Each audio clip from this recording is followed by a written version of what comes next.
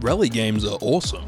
Between the varied road and weather conditions that you need to contend with and the diverse lineup of cars for you to master, I think it's a sincerely underrated genre of racing games. There's something very pure about the driving experience of rallying, and I think it leads to great competitive racing as a result, whether it's against AI or other players. However, there's one competitive element of rally games that has never really sat right with me, and that's the leaderboards. I think they kinda suck, but let me explain why.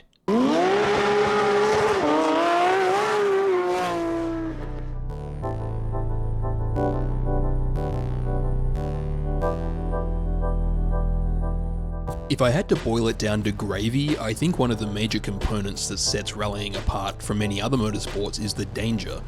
All motorsport is dangerous, obviously, but the driving conditions of rallying are particularly treacherous. There's no runoff or sand traps to gently catch you if you make a mistake. There's ditches, cliffs, rocks and trees. And spectators. You know it's something else when it scares the shit out of F1 legends like Mika Hakkinen and David Coulthard.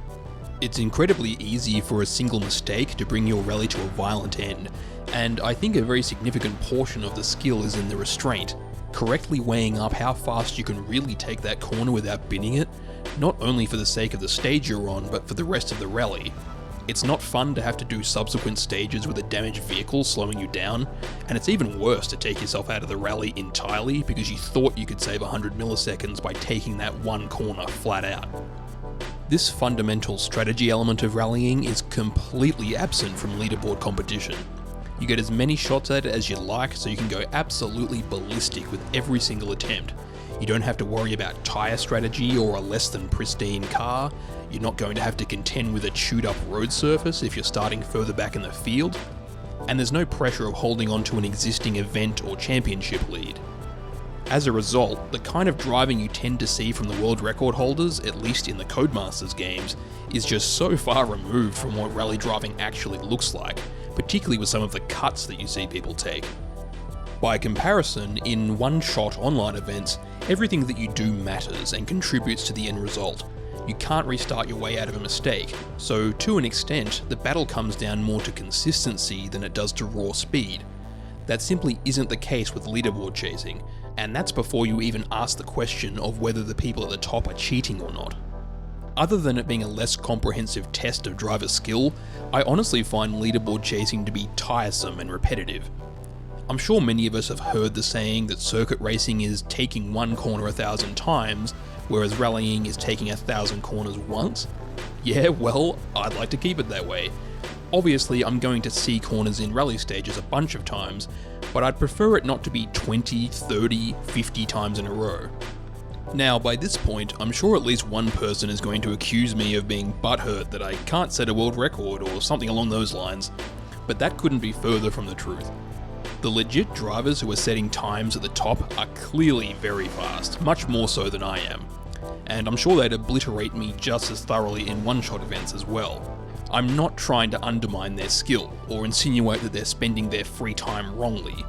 I think jumping on and smashing out a few time trials is great when you're time poor, or you want to practice a particular stage that you are struggling with, or find the limits of a particular car. I'm just saying that I think that out-and-out leaderboard chasing throws out way too many of the elements that are simulated in these great rally games, to the point of it being very detrimental and nowhere near as fun or interesting. It just isn't a very good representation of actual rallying. To reinforce my point, I think music is a great parallel that demonstrates this same principle. It's one thing for a musician to sound good on a studio recorded single or album, it's a whole other ballgame to sound good live, because there's more variables that you just can't control for quite so easily. For instance, if a band is touring, they might have just been on the road for quite some time and they're just plain old worn out, or maybe they're really getting on each other's nerves. They might be having technical issues with their equipment, or performing in a venue that has poor acoustics. Or hell, maybe the singer caught the flu, or they're up in front of an unreceptive audience. When you account for all of that, if they've managed to earn a reputation for being a great live act, to me that is the ultimate proof that they're the real deal. And I'm sure we've all seen at least one artist who fails that test.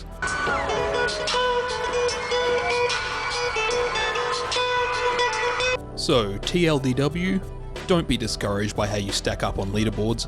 It's a bullshit metric. you're much better off getting involved with club events or dailies, weeklies, and monthlies.